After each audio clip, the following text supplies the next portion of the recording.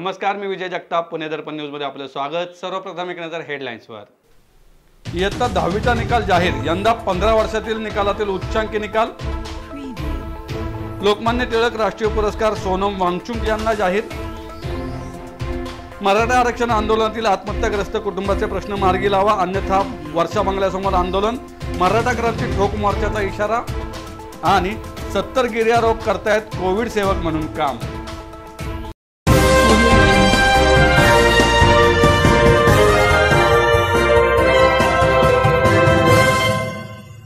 लोकमान्य टिळकांच्या 100व्या पुण्यतिथीनिमित्त टिळक कथा सप्ताह। वक्ते राष्ट्रीय कीर्तनकार हरिभक्तपरायण चारुदत्त आपळे। दिनांक 1 ते 7 ऑगस्ट 2020 रात्री 9 वाजता पुणे दर्पण न्यूजच्या यूट्यूब चॅनल, फेसबुक पेज आणि वेबसाईटवरून पाहायला विसरू नका टिळक कथा सप्ताह। महाराष्ट्र राज्य माध्यमिक व उच्च माध्यमिक शिक्षण मंडळाने घेतलेल्या इयत्ता 10वीच्या परीक्षांचा निकाल आज जाहीर करण्यात आलाय। यंदाचा निकाल 95.60% इतका लागला असून हा गेल्या 15 वर्षातील उच्चांक निकाल आहे। यावर्षी निकालामध्ये मुलींनी बाजी मारली आहे। यंदाही विद्यार्थ्यांच्या तुलनेत विद्यार्थिनींनी बाजी मारली आहे। विभागीय निकालात कोकणमध्ये सर्वाधिक तर औरंगाबादमध्ये सर्वात कमी निकाल नोंदवला गेलाय। राज्यात 9 विभागीय मंडळाकडून 3 मार्च ते 23 मार्च या कालावधीत 10वीची परीक्षा घेण्यात आली। या परीक्षेसाठी 15,84,264 विद्यार्थ्यांनी नोंदणी केली होती। त्यापैकी 15,75,103 विद्यार्थ्यांनी प्रत्यक्ष परीक्षा दिली। त्यापैकी 15,01,105 विद्यार्थी उत्तीर्ण झाले। विभागीय निकालांमध्ये कोकण विभागाने बाजी मारली। कोकण विभागाचा निकाल 98.77% लागला, तर सर्वात कमी निकालाची नोंद औरंगाबाद येथे 92% झाली आहे। पुणे विभागाचा निकाल 92.50% लागलाय। यंदाही विद्यार्थिनींनी विद्यार्थ्यांना मागे टाकले आहे। राज्यभरातून 96.91% विद्यार्थिनी तर 93.90% विद्यार्थी उत्तीर्ण झाले आहेत। विद्यार्थ्यांच्या तुलनेत 3.1% अधिक विद्यार्थिनी उत्तीर्ण झाल्या आहेत। परीक्षा दिलेल्यांपैकी 92.73% दिव्यांग विद्यार्थी उत्तीर्ण झाले आहेत। प्रविष्ट झालेले नियमित विद्यार्थ्यांची संख्या होती 15,75,103। त्यापैकी मुलींची संख्या होती 7,34,491 आणि मुलांची संख्या होती 8,40,612। त्यापैकी उत्तीर्ण झालेल्या विद्यार्थ्यांची एकूण संख्या आहे 15,01,105 आणि निकाल आहे 95.30%। यात विद्यार्थिनींचा निकाल आहे 96.91% आणि विद्यार्थ्यांचा निकाल आहे 93.90%। नेहमीप्रमाणे यावर्षी सुद्धा मुलींनीच बाजी मारलेली आहे। मुलींचा निकाल मुलांच्या निकालापेक्षा 3.1% जादा आहे। तसंच या वर्षीच्या रिपीटर विद्यार्थ्यांचा निकाल पण चांगला लागलेला आहे। या परीक्षेसाठी पुनर्परीक्षार्थी रिपीटर 1,79,264 प्रविष्ट झाले होते। त्यापैकी उत्तीर्णांची संख्या आहे 1,35,991 आणि निकालाची टक्केवारी आहे 75.86%। या परीक्षेसाठी खाजगीरित्या प्रविष्ट झालेल्या विद्यार्थ्यांची संख्या आहे 42,309 आणि त्यांचा निकाल सुद्धा 73.95% लागलेला आहे। आणि या परीक्षेसाठी प्रविष्ट झालेल्या एकूण दिव्यांग विद्यार्थ्यांचा निकाल आहे 92.73%। विभागनिहाय जर निकाल पाहायचं म्हटलं तर आपण पुणे विभागाचा निकाल आहे 97.34%, नागपूर विभागाचा निकाल आहे 93.84%, औरंगाबाद विभागाचा निकाल आहे 92%, मुंबई विभागाचा निकाल आहे 96.72%, कोल्हापूर विभागाचा निकाल आहे 97.64%, अमरावती विभागाचा निकाल आहे 95.14%, नाशिक विभागाचा निकाल आहे 93.73%, लातूर विभागाचा निकाल आहे 93.9% आणि कोकण विभागाचा सर्वाधिक म्हणजे कोकण विभागाचा निकाल आहे 98.77%। आणि एकूणच या सगळ्या परीक्षेचे वैशिष्ट्य जर सांगता येईल, निकालाचं वैशिष्ट्य सांगता येईल तर सर्वाधिक निकाल कोकण विभागाचा लागलेला आहे, तो म्हणजे 98.77% आणि सर्वात कमी निकाल लागलेला आहे औरंगाबाद विभागाचा, तो 92%। एकूण 60 विषयांच्या परीक्षेमध्ये 20 विषयांचा निकाल 100% लागलेला आहे।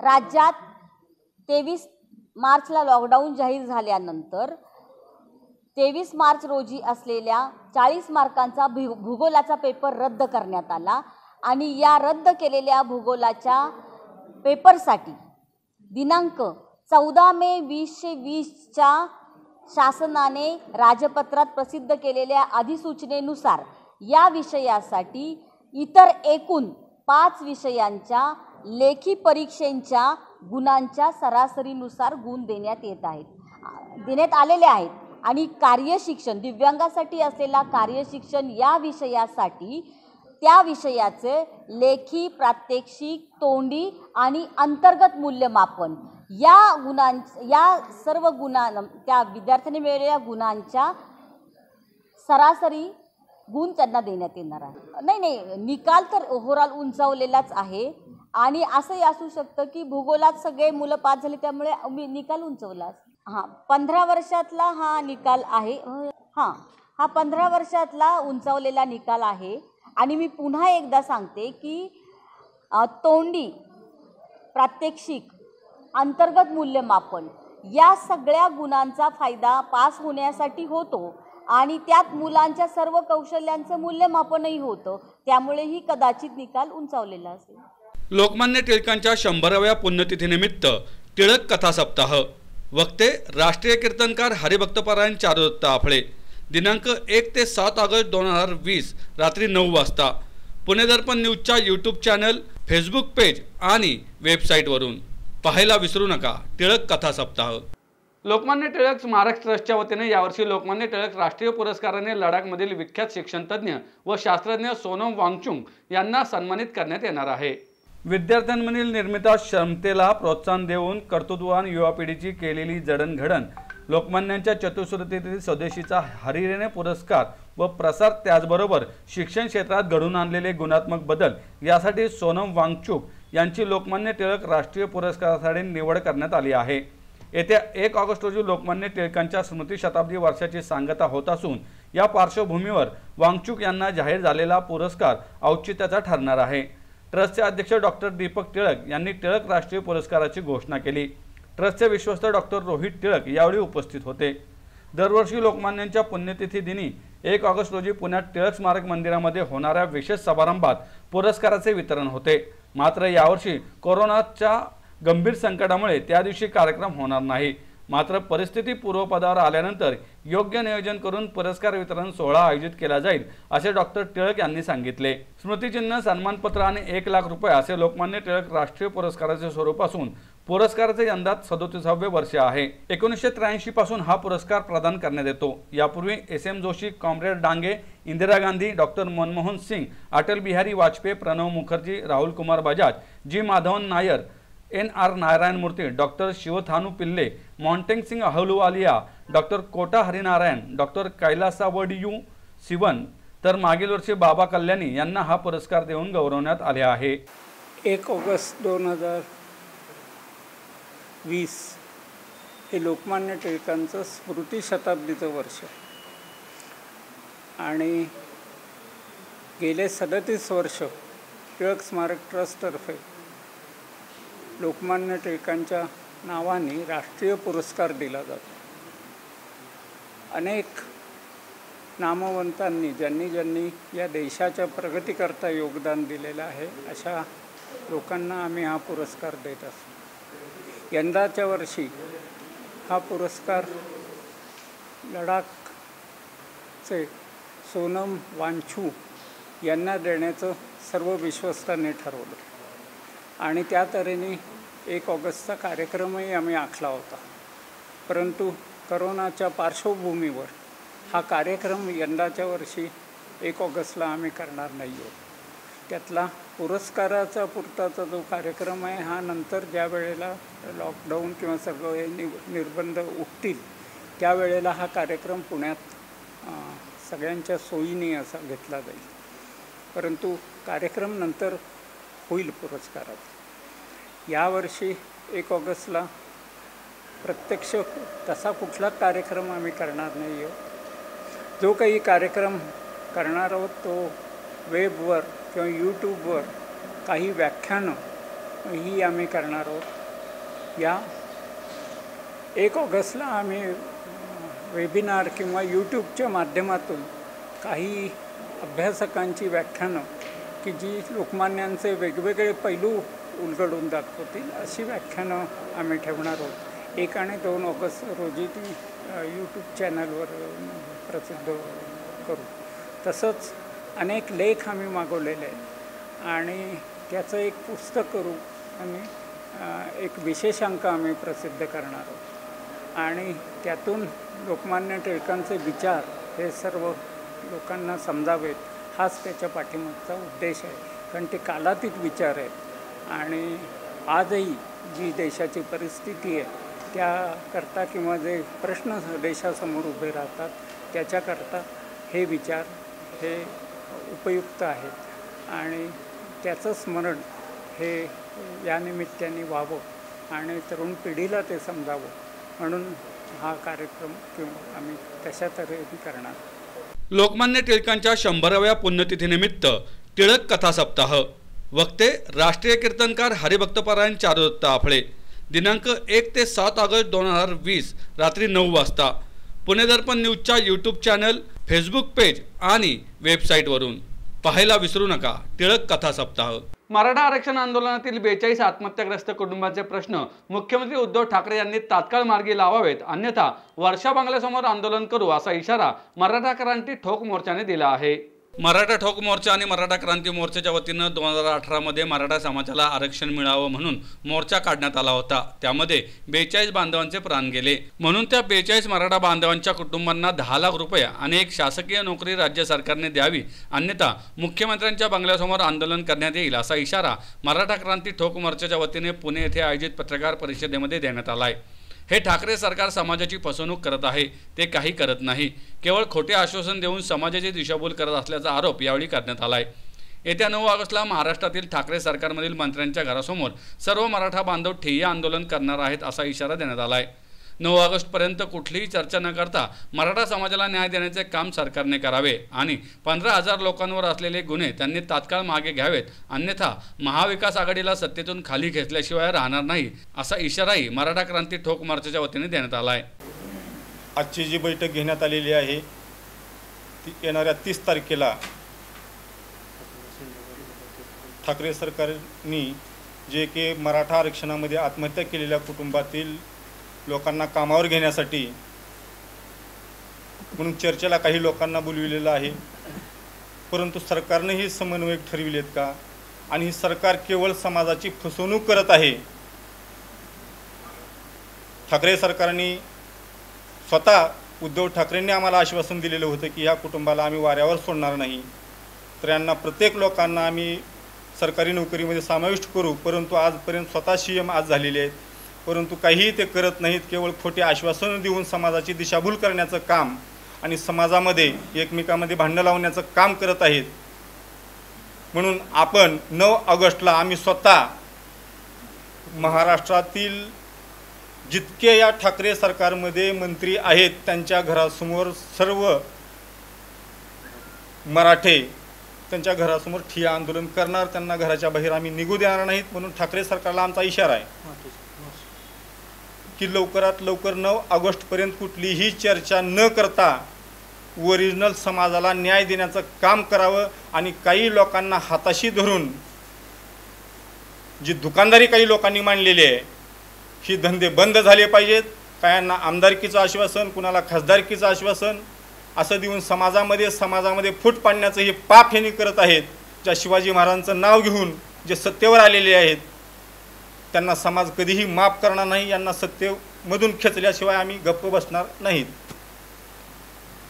आज 15,000 या आंदोलनामध्ये 14-15,000 लोकांवरती केसेस झाल्या. 307 सारखे 353-54 सारखे गुन्हे, गंभीर गुन्हे आज तरुण पोरावरती दाखल झालेले आहेत. ते सुद्धा वापस घेण्याचं आश्वासन त्यांनी दिलेलं होतं. ते सुद्धा गुन्हे आजपर्यंत परत घेतलेले नाहीत. ते सुद्धा गुन्हे तात्काळ या सरकारनं परत घेतले पाहिजेत, अन्यथा या महाविकास आघाडीला आम्ही सत्तेतून खाली खेचल्याशिवाय गप्प बसणार नाहीत. कुटुंबाची त्यांनी जर 42 बांधवांचा जो प्रश्न मार्गी नाही लावला तर वर्षा आणि मातोश्री समोर आम्ही मराठा आरक्षणादरम्यान जे बांधव शहीद झाले त्यांच्या कुटुंबासोबत आम्ही त्यांच्या दारात ठिय्या आंदोलन करू.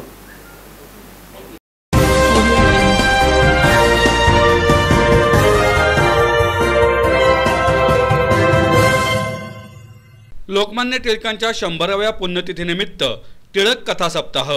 वक्ते राष्ट्रीय कीर्तनकार हरिभक्तपरायण चारुदत्त आपळे. दिनांक 1 ते 7 ऑगस्ट 2020 रात्री 9 वाजता. पुणे दर्पण न्यूजच्या यूट्यूब चॅनल, फेसबुक पेज आणि वेबसाईटवरून पाहायला विसरू नका टिळक कथा सप्ताह. कोरोनाचा प्रादुर्भाव दिवसेंदिवस वाढत आहे. कामाचा व्याप वाढल्यामुळे यात मदतीसाठी अनेक हातांची गरज आहे. हे मदतीचे हात अखिल महाराष्ट्र गिर्यारोहक महासंघाच्या टास्क फोर्सने पुढे केले आहेत. पहिल्या टप्प्यात 70 गिर्यारोहक पुणे महापालिकेसाठी कोविड सेवक म्हणून विनामोबदला काम करीत आहेत. मध्यवस्तीसोबतच उपनगर आणि जिल्ह्यातही कोरोना प्रादुर्भाव वाढत आहे. त्यामुळे महापालिकेने अनेक ठिकाणी कोविड केअर सेंटर व स्वॅब सेंटर वाढवले आहेत. येथे दररोज शेकडो लोक फोन करत असतात. त्यांच्याबरोबर कोरोना पॉझिटिव्ह आढळलेल्या लोकांची माहिती घेणे, त्यांना उपचारासाठी उपलब्ध ठिकाणे आणि सेंटरची माहिती देणे, त्यांच्या संपर्कात आलेल्यांची माहिती विचारणे अशी अनेक कामे महापालिकेचे कर्मचारी करत आहेत. मात्र सेंटर वाढल्यामुळे या कर्मचाऱ्यांची संख्या अपुरी पडू लागली आहे. मनुष्यबळाची गरज लक्षात घेत अखिल महाराष्ट्र गिर्यारोहक महासंघाने अध्यक्ष उमेश झिडपे यांच्या नेतृत्वाखाली गिर्यारोहक कोविड सेवक म्हणून काम करतील असा निर्णय घेतला आणि आज 70हून अधिक गिर्यारोहक कोविड सेवक म्हणून काम करत आहेत. महापालिकेच्या आपत्ती व्यवस्थापनाच्या कंट्रोल रूममध्ये अनेक कामे आहेत, ज्यासाठी कुशल मनुष्यबळ आवश्यक होते. आमचे गिर्यारोहक या कामासाठी लगेच तयार झाले. कोविड रुग्णांशी त्यांचा थेट संपर्क येत नसला तरी सध्याच्या वातावरणात ही मुले सकाळी 9 ते रात्री 12 पर्यंत काम करीत आहेत. अर्थात यासाठी आम्ही कुठलाही मोबदला घेतला नाही. गरज पडल्यास आणखी गिर्यारोहक पुरवण्याचीही आमची तयारी आहे. महापालिकेच्या मदतीला धावून येणारी ही पहिलीच टीम आहे. यामुळे आणखी काही स्वयंसेवक नक्कीच मदतीसाठी पुढे येतील असा विश्वास उमेश झिडपे यांनी व्यक्त केला आहे. कोविड सेंटरमध्ये किती रुग्ण आहेत, किती डिस्चार्ज झाले, किती ॲक्टिव्ह आहेत याची नोंद करणे, एखाद्या रुग्णाकडे वाहन नसल्यास त्याच्या मदतीला रुग्णवाहिका पाठवणे, संपर्क साधलेल्या व्यक्तीला चर्चा करून जवळचे सेंटर कळवणे, पॉझिटिव्ह रुग्णांच्या संपर्कात येणाऱ्या लोकांची माहिती घेऊन त्यांना कळवणे असे अनेक काम हे गिर्यारोहक करत आहेत. कोरोनाच्या या संकट काळामध्ये एप्रिल महिन्यामध्येच अखिल महाराष्ट्र गिर्यारोहण महासंघ या महाराष्ट्रातील गिर्यारोहकांच्या राज्यस्तरीय संघटनेने संपूर्ण महाराष्ट्रातील साहसवीरांना गिर्यारोहकांना एक आव्हान केलं आणि त्या आव्हानाला प्रतिसाद देत महाराष्ट्रातील 36 जिल्ह्यांमधून 1500 पेक्षा जास्त गिर्यारोहकांनी, निसर्गप्रेमींनी, साहसप्रेमींनी गिर्यारोहक कोविड सेवक किंवा आपण कोविड योद्धा म्हणून काम करण्याची तयारी दर्शवली. आणि याचप्रमाणे पुण्यामध्ये सुद्धा जवळजवळ 450 पेक्षा जास्त गिर्यारोहक स्वयंसेवकांनी हे काम करायची तयारी दर्शवून संपूर्ण राज्यामध्ये अशा प्रकारच्या टास्क फोर्सची निर्मिती केली गेली. एक 20 दिवसापूर्वी पुणे महानगरपालिकेमध्ये आपण पाहताय की मोठ्या प्रमाणात आपल्याकडं पुणे शहरामध्ये कोरोनाचा प्रादुर्भाव जसा वाढू लागला, जास्त पेशंट येऊ लागले, तसं महापालिकेच्या वतीने रॅपिड टेस्टिंग असेल, स्वॅब टेस्टिंग असेल किंवा कोरोना सेंटर्स आहेत, कोविड सेंटर्स वेगळ्या ठिकाणी उभारणी करण्याचं काम मोठ्या प्रमाणात सुरू झालं. आणि त्यावेळेस महापालिकेला त्यांचे कर्मचारी अहोरात्र गेले 4-5 महिने हे काम करतायत, पण त्यावेळेस त्यांना काही अतिरिक्त मनुष्यबळाची गरज वाटू लागली. आणि त्यावेळेस महापालिकेचे अधिकारी राजेंद्र मुठे यांनी आम्हाला संपर्क केला आणि त्यांना लगेच आम्ही जाऊन भेटलो आणि महापालिकेमध्ये एक मीटिंग होऊन आमचे 70 गिर्यारोहक कार्यकर्ते पुणे टास्क फोर्समधले कार्यरत झाले आहेत.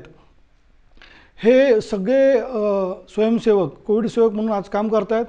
पुण्यामध्ये असलेल्या वेगवेगळ्या कोविड सेंटर्सला आणि विशेषतः जे स्वॅब सेंटर्स आहेत, ज्या ठिकाणी अँटीजन किंवा रॅपिड आणि स्वॅब टेस्टिंग चालू आहे, त्या ठिकाणी जी काही माहिती आहे ती त्याचं सगळं संकलन करून तो डाटा त्वरित वेगवेगळ्या फॉर्मॅटमध्ये भरणं अपेक्षित आहे आणि त्यासाठी सगळीजणं मदत करत आहेत. पुणे महानगरपालिकेमध्ये कोरोनाची जी कंट्रोल रूम आहे, त्या कंट्रोल रूममध्ये सकाळी 9 ते रात्री 1 वाजेपर्यंत शिफ्टमध्ये आमचे गिर्यारोहक कार्यकर्ते त्या ठिकाणी सुद्धा महापालिकेच्या कर्मचाऱ्यांना मदत करत आहेत. मला वाटतं गिर्यारोहक म्हणून या संकट काळामध्ये हे सगळेजण जे काम करत आहेत हे खूप मोठं त्यांचं योगदान आहे. आणि हे सगळे असंच कोरोनाचा हा प्रादुर्भाव पुणे शहरामध्ये आटोक्यात येईपर्यंत आमचे सगळे गिर्यारोहक कोविड सेवक नक्कीच महापालिकेला या कामामध्ये मदत करतील आणि प्रत्येक ठिकाणी नियमितपणे जाऊन त्या ठिकाणी त्यांना दिलेलं काम पूर्ण करतील असा विश्वास मी व्यक्त करतो, ही खात्री देतो. आता वेळ झाली छोट्याशा विश्रांतीची. पाहत राहा पुणे दर्पण न्यूज. लोकमान्य टिळकांच्या 100व्या पुण्यतिथीनिमित्त टिळक कथा सप्ताह. वक्ते राष्ट्रीय कीर्तनकार हरिभक्तपरायण चारुदत्त आपळे. दिनांक 1 ते 7 ऑगस्ट 2020 रात्री 9 वाजता.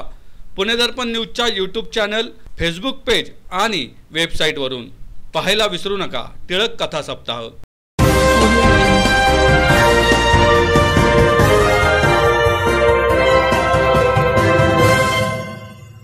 लोकमान्य टिळकांच्या 100व्या पुण्यतिथीनिमित्त टिळक कथा सप्ताह.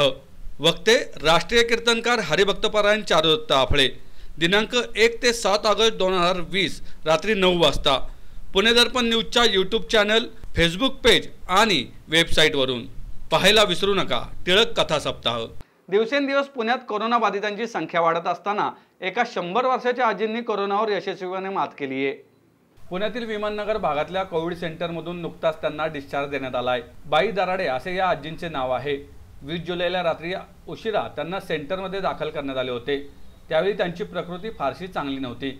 मात्र 8 दिवसांच्या यशस्वी उपचारानंतर त्यांना डिस्चार्ज देण्यात आला आहे. याबाबत पुणे महापालिकेतील उपायुक्त माधव जगताप यांनी अधिक माहिती दिली.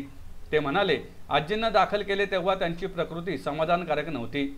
महापालिकेच्या डॉक्टरांनी केलेल्या उपचारांना त्यांनी प्रतिसाद दिला आणि आता बऱ्या होऊन त्या घरी निघाल्या आहेत. त्यावेळेस आमचे श्री राजेश बनकर यातले सहाय्यक आयुक्त या ठिकाणचे आहेत. त्याचप्रमाणे डॉक्टर माने, त्याचप्रमाणे डॉक्टर भारती हे या ठिकाणी उपस्थित होते आणि अतिशय क्रिटिकल पोझिशन ही त्या दिवशी त्यांची होती. रात्री 12 वाजेपर्यंत म्हणजे सांगू शकत नव्हतं अशी परिस्थिती निर्माण झालेली होती. परंतु त्यातनंही त्या अतिशय चांगल्या पद्धतीने क्युअर झालेल्या आहेत आणि आज आपण त्यांना या ठिकाणी डिस्चार्ज देतो. साधारण आपण हे सेंटर जे आहे ते विमाननगर कोविड केअर सेंटर म्हणून आपण हे सुरू केलेलं आहे आणि साधारण 16 तारखेपासून आपण या ठिकाणी पेशंट घ्यायला सुरुवात केलेली आहे. साधारण 750 बेड्स आपण आता सध्या सुरू केलेले आहेत आणि 3200 बेडचं हे सगळ्यात मोठं कोविड केअर सेंटर या ठिकाणी सुरू केलेलं आहे. पेशंट जसे जसे आपल्याकडे येत आहेत, परंतु आता जर पाहिलं तर आपण जवळपास 750 बेड आमचे फक्त 4 दिवसामध्ये फुल झाले आणि अतिशय चांगली व्यवस्था आपण या ठिकाणी केलेली आहे. बेडची व्यवस्था आहे, गाद्या त्या ठिकाणी दिलेल्या आहेत, सगळ्या वस्तू आतमध्ये त्यांना आपण पुरवलेल्या आहेत. त्याचबरोबर इस्कॉन मार्फत हे अतिशय चांगल्या प्रकारचं जेवण हे या ठिकाणी आपण त्यांना 2 वेळचं जेवण, 1 वेळचा नाश्ता आणि 2 वेळचा चहा आणि त्याच्याबरोबर एक काढा सुद्धा आपण त्या लोकांना इस्कॉन मार्फत पुरवला जातो आहे. बजाज फाउंडेशनने या ठिकाणी नर्सेस, डॉक्टर्स याची सगळी व्यवस्था या ठिकाणी केली. दरम्यान सध्या शहरात अस्तित्वात असलेल्या कोविड सेंटरपैकी विमाननगर भागात सर्वात मोठे म्हणजे 3200 खाटांचे सेंटर सुरू करण्यात आले आहे. 16 जुलैपासून इथे रुग्णांना दाखल करून घेतले जात आहे. मागील 4 दिवसात 750 रुग्ण दाखल झाले आहेत. या रुग्णांना 2 वेळचे जेवण, नाश्ता आणि दिवसातून 2 वेळा चहा दिला जातोय.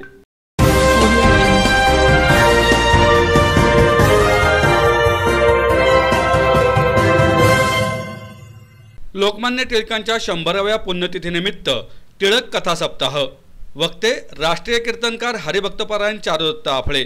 दिनांक 1 ते 7 ऑगस्ट 2020 रात्री 9 वाजता.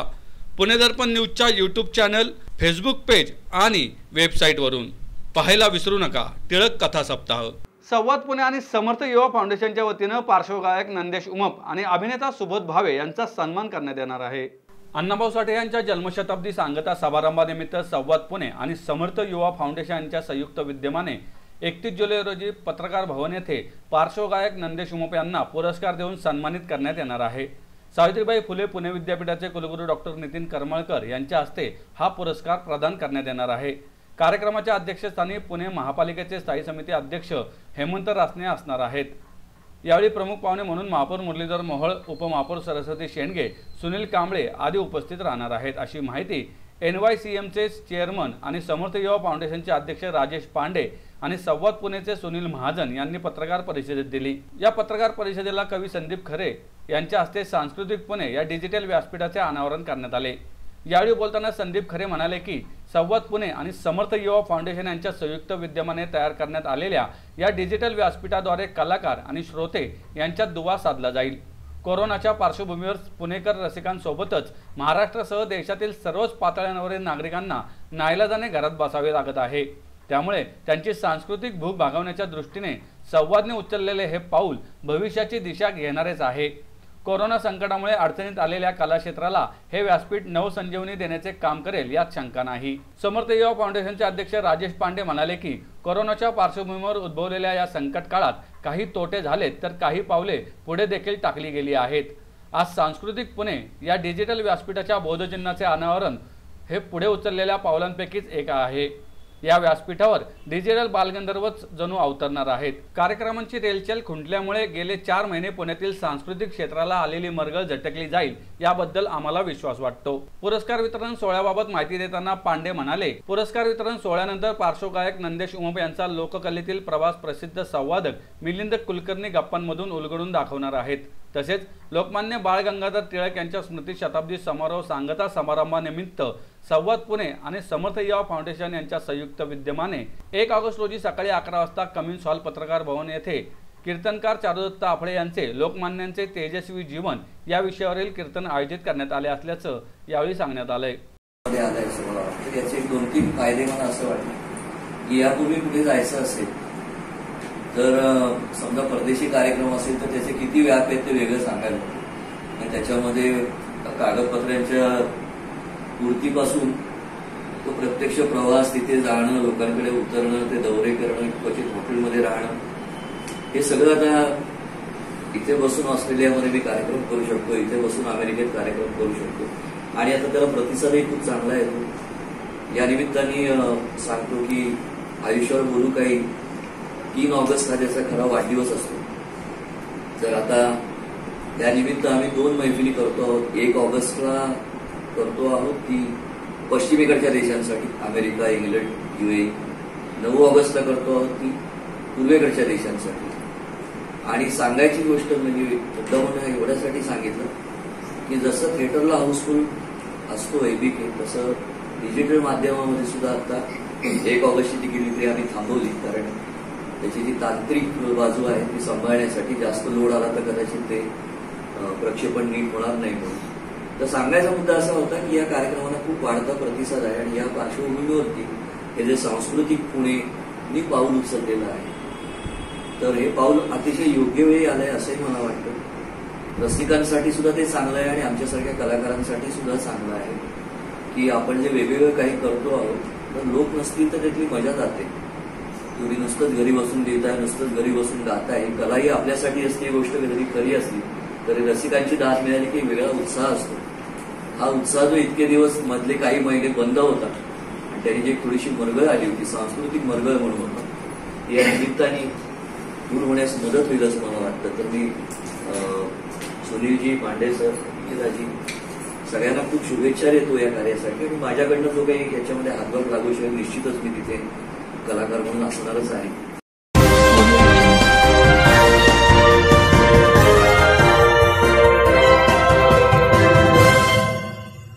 लोकमान्य टिळकांच्या 100व्या पुण्यतिथीनिमित्त टिळक कथा सप्ताह। वक्ते राष्ट्रीय कीर्तनकार हरिभक्तपरायण चारुदत्त आपळे। दिनांक 1 ते 7 ऑगस्ट 2020 रात्री 9 वाजता पुणे दर्पण न्यूजच्या यूट्यूब चॅनल, फेसबुक पेज आणि वेबसाईटवरून पाहायला विसरू नका टिळक कथा सप्ताह। पुणे शहरात लॉकडाऊनच्या काळात महावितरणने आवाजवी बिल आकारली आहेत। ही वीज बिलं कमी न केल्यास आंदोलन करण्याचा इशारा शिवसंग्राम संघटनेने दिला आहे। आज आपण पाहिलं तर जी लाईट बिलं आकारली जातात त्या लाईट बिलाचा जर विचार करता सर्वसामान्य जी लाईट बिलं येत आहेत त्या विषयावरती काही चर्चा करण्यासाठी आज आम्ही रस्तापेठ इथल्या कार्यालयामध्ये आलो होतो। रस्तापेठ इथले जे वीज निर्मितीचे मुख्य अभियंता आहेत त्यांच्याशी भेटलो, त्यांना असणारी परिस्थितीचा अंदाज दिला की आज 4 महिन्यातनं कुठलंही बिल रिडिंग न्यायला कुणी आलेलं नसताना जे बिलं आज सर्वसामान्य लोकांना आलेले आहेत ती अवाजवी आहेत। महावितरण वीज बिल देयक जे आकारते ते आकारत असताना वास्तविक त्यांची जी काही यंत्रणा असेल, त्यांची एजन्सी असेल, त्याच्या माध्यमातून घरोघरी जाऊन ते रीडिंग घेतलं जातं, त्याच्यानुसार ते बिल देयक वीज बिल आकारलं जातं। परंतु या ठिकाणी प्रत्यक्ष तसं न होता ज्या कोणत्या संस्थेने केलं असेल आम्हाला कल्पना नाही किंवा या शासन प्रशासकीय अधिकाऱ्यांच्या मार्फत असेल याची कोणाला कल्पना नाही, परंतु आज पुणे शहरामध्ये अवाजवी बिल आकारलं गेलेलं आहे। हे जर थांबलं नाही तर आज शिवसंग्राम संघटना ही रस्त्यावर उतरल्याशिवाय राहणार नाही। येणाऱ्या काळात भविष्यात एकही रीडिंग घेणारा माणसाला घराच्या आत कोणीही नागरिक घेणार नाही।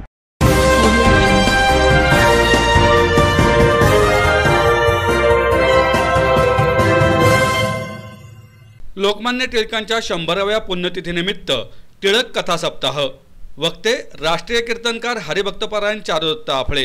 दिनांक 1 ते 7 ऑगस्ट 2020 रात्री 9 वाजता पुणे दर्पण न्यूजच्या यूट्यूब चॅनल, फेसबुक पेज आणि वेबसाईटवरून पाहायला विसरू नका टिळक कथा सप्ताह। श्रीमती बायाबाई बाबूराव शेळके यांच्या स्मृतिदिनानिमित्त आणि कारगिल शौर्य दिनाचे औचित्य साधत शेळके परिवाराच्या वतीने रक्तदान शिबिराचे आयोजन करण्यात आले होते। कर्वे रस्त्यावरील अश्वमेघ हॉल येथे आयोजित या रक्तदान शिबिरात 66 रक्तदात्यांनी रक्तदान केलं। यावेळी प्रत्येक रक्तदात्यास N95 मास्क आणि सॅनिटायझर देण्यात आलं। या कार्यक्रमास मेधाताई कुलकर्णी, डॉक्टर संदीप बुटाला यांनी मोलाचे मार्गदर्शन केलं। यावेळी प्रशांत पवार, काजळे सर, जयसिंगराव भोसले, प्रकाश तात्या बालवडकर, अनिल घोलप, अजय मारणे, उमेश कंधारे, बाळासाहेब खोळपाटे, विठ्ठल जंगले, युवराज शिंगाडे, दीपक थरकुडे आदींनी उपस्थिती दर्शवली। या शिबिरासाठी ISI ब्लड बँकेचे सहकार्य लाभले। उमेश शेळके यांनी या रक्तदान शिबिराचं आयोजन केलं होतं। पुन्हा एक नजर हेडलाईन्सवर। इयत्ता 10वीचा निकाल जाहीर। यंदा 15 वर्षातील निकालातील उच्चांकी निकाल। लोकमान्य टिळक राष्ट्रीय पुरस्कार सोनम वांगचुक यांना जाहीर। मराठा आरक्षण आंदोलनातील आत्महत्याग्रस्त कुटुंबाचे प्रश्न मार्गी लावा, अन्यथा वर्षा बंगल्यासमोर आंदोलन। मराठा क्रांती ठोक मोर्चाचा इशारा। आणि 70 गिर्यारोहक करतायत कोविड सेवक म्हणून काम। यावरच आजचं बातमीचं संपलं। पाहत राहा पुणे दर्पण न्यूज। नमस्कार।